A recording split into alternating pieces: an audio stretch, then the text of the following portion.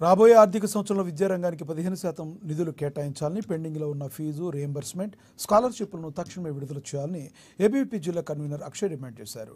ఆదిలాబాద్ పట్టణంలోని ప్రెస్ క్లబ్లో బుధవారం ఏర్పాటు చేసిన మీడియా సమావేశంలో వారు మాట్లాడారు. విద్యారంగంలో అనేక సమస్యలు ఉన్నాయని, రాష్ట్ర ప్రభుత్వం వాటిని పరిష్కరించకుండా నిమ్మకు నీరెత్తినట్లుగా వ్యవహరిస్తుందన్నారు.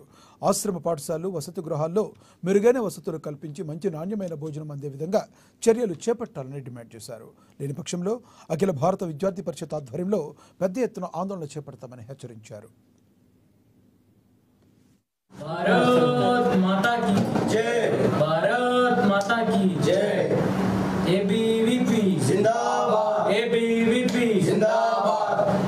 Students power, nationals power, students power, nationals ABVP जिंदाबाद, एबीवीपी जिंदाबाद। सिक्कुलेनी ప్రభుత్వమా నీకెందుకు అధికారం? అఖిల భారతీయ విద్యార్థి పరిషత్ ఆదిలాబాద్ శాఖ ఆధ్వర్యంలో ఈరోజు మీడియా సమావేశం నిర్వహించడం జరిగింది.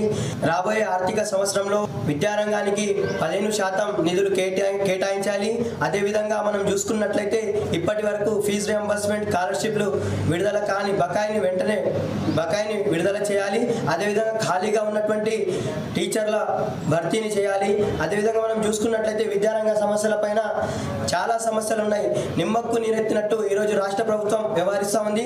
అదేవిధంగా మనం రాష్ట్రంలో ఇప్పటి వరకు మన విద్యాశాఖ మంత్రిని నియమించకుండా విద్యార్థుల సమస్యలను ఎక్కడ పెట్టినా అక్కడ గొంగడి అన్నట్టు విద్యార్థుల సమస్యలు ఎక్కడున్నాయంటే మనం చెప్పలేని పరిస్థితి.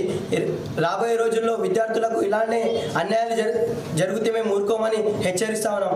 ఏబీవీపీ పక్షాన పెద్ద ఎత్తున ఆందోళన కార్యక్రమాలు చేపడతామని హెచ్చరిస్తున్నాం.